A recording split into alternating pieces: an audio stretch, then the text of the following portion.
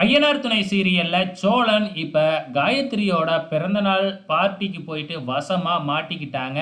அங்க என்னடான்னா, அவங்க எல்லாருமே 2கே கிட்ஸ் இல்லையா? பர்த்டே பார்ட்டி கொண்டாடிட்டு பீர்லாம் அடிக்க ஆரம்பிக்கிறாங்க.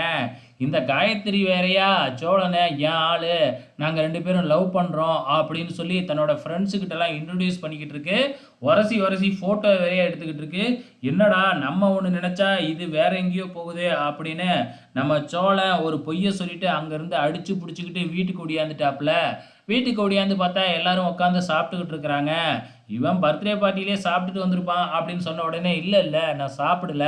அண்ணன் கையால சாப்பிடணும்னு தான் வந்துட்டேன்" அப்படின்னு ஒரு பொய்ய சொல்லி உட்காந்து சாப்பிட்டுக்கிட்டு இருக்கிறாப்புல.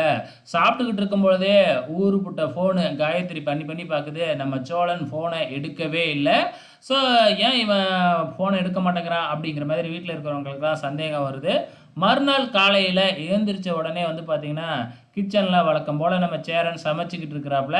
அப்ப என்னண்ணே அப்படின்னு கேட்கும்போது, ஆலு ஃப்ரை அப்படின்னு சொல்றாப்புல. அதாவது ஹிந்தியில ஆலு அப்படின்னா உருளைக்கிழங்குன்னு அர்த்தமாட்டுக்கு. ஆஹா! சந்தா கிட்ட பேச பேச அப்படியே ஃபுட்டுலாம் மாறுதா? இதோட நிறுத்திங்க, சப்பாத்திலாம் போட்றாதீங்க அப்படிங்கிற மாதிரி சேரன கிண்டல் பண்ணிக்கிட்டு இருக்காங்க. இந்த பக்கம் நடேசனுக்கு காய்ச்சல் அடிக்குதாட்டுக்கு. நம்ம நிலா கவனிச்சுட்டு, "அச்சச்சோ! உடம்பு ரொம்ப கொதிக்குதே, வாங்க ஹாஸ்பிட்டல் போலாம்" அப்படின்னு கூப்பிட்டு பார்க்குறாங்க. "இல்ல, இல்ல எனக்கு சரியாயிடுமா, நீ வேலைக்கு போம்மா கிளம்பி" அப்படிங்கிற மாதிரி நம்ம நடேசன் சொல்லிக்கிட்டு இருக்கிறாப்புல. அதையும் மீறி வீட்ல இருக்கிற டேப்லெட் எடுத்துட்டு வந்து குடுத்து, சாப்பாடெல்லாம் போட்டு, "சாப்பாட சாப்பிட்டுட்டு இந்த டேப்லெட்ட போடுங்க, நான் ஈவினிங் வந்து பார்க்குறேன்" அப்படின்னு சொல்லிட்டு போயிடுது. இந்த பக்கம் நம்ம சோழன் தன்னோட வேலை டிரைவிங் வேலைல்ல. ஸோ டிரைவிங் வேலைய பார்த்துக்கிட்டு யாரோ ஒரு பேசஞ்சர வச்சு ஓட்டிக்கிட்டு போயிட்டுருக்காரு. அப்ப பேசிக்கிட்டே இருக்கும்பொழுது வந்து பார்த்தீங்கன்னா, காயத்ரி கரெக்ட்டா ஃபோன் பண்ணிக்கிட்டே இருக்கிறாங்க சோழனுக்கு. சோழன் ஃபோன எடுக்கவே இல்ல.